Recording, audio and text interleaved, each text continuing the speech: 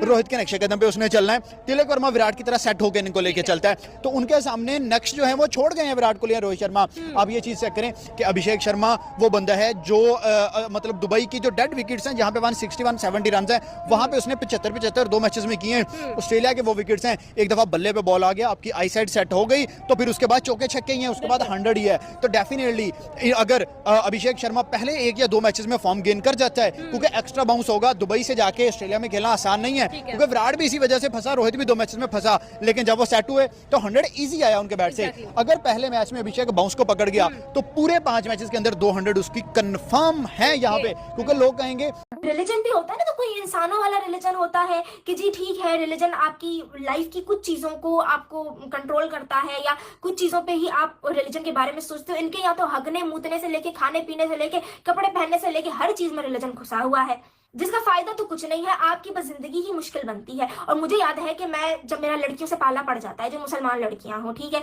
यहाँ पर भी यूरोप में बैठे हुए भी, तो ये कभी ग्रोसरी लेने भी जाती है ना, तो जो 10 मिनट का काम होता है उसको 50 मिनट का बना देती है। कोई सैलेड भी खरीदेंगी ना, तो उसमें भी पूरे इंग्रेडिएंट चेक करेंगी कि भाई इसमें कोई हराम आइटम तो नहीं डाला हुआ, कोई वाइन तो नहीं डाल दी गई, कोई ऐसा मीट तो नहीं डाल दिया गया जो हराम है। तो भाई एक 10 मिनट का काम जो होता है ना, यहाँ 50 मिनट का हो जाता है इनके ये हराम हलाल के चक्कर में।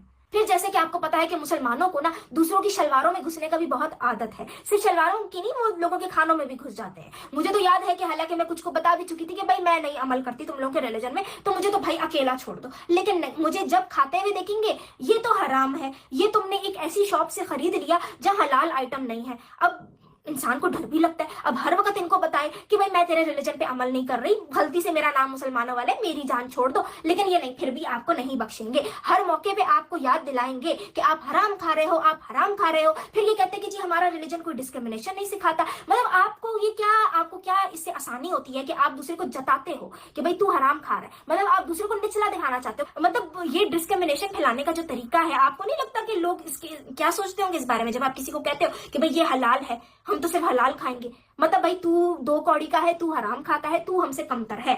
तो ये तो डिस्क्रिमिनेशन तुम्हारा रिलीजन तुम लोगों को सिखाता है। फिर तुम लोग कहते हो कि ये अमन का दीन है, मतलब कोई तुम लोगों के साथ बैठ के खाना भी आराम से नहीं खा सकता। तो ये कयामत के दिन का मंजर है। आप देख सकते हैं समुंदर में से आग बरसेगी। आप देख सकते हैं जो सूरज है वो पूरा काला पड़ चुका होगा। कयामत के दिन सूरज की रोशनी गायब हो चुकी होगी। सड़कों पे हर तरफ तबाही का आलम होगा। बिल्डिंगें पूरी तरह से जल चुकी होगी। आसमानों में से सितारे गिरते हुए जमीनों पर आएंगे। सितारों की नूरानियत बिल्कुल तबाह हो चुकी होगी। दूसरी तरफ जो बड़े बड़े ज्वालामुखी होंगे, उनमें से आग लावा ऐसे निकल रहा होगा जैसे मानो पानी बहता हो। और वहीं उसी के साथ साथ कब्रों में से जो मुर्दे हैं, जो सोते हुए मुर्दे हैं, अल्लाह ताला कयामत के दिन उनको हुक्म देंगे, उन कहेंगे कि अब ये वक्त है, जाग जाओ, कयामत का दिन आ चुका है। ये सब मंजर तो हो गया एक तरफ, लेकिन इस मंजर की शुरुआत होगी तब इसराफील अलैहिस्सलाम आएंगे और अपने सूर को फूकेंगे, और सूर के फूकते ही कयामत का दिन का मंजर आ जाएगा। जमीन पूरी तरह से फट जाएगी। तो यह है कयामत के दिन का मंजर। अल्लाह ताला हमें समझने की और अमल करने की तौफीक अता फरमाए। देख लो, ये उच्च कोटि की शिक्षा भारत के स्कूलों में पढ़ाई जा रही है।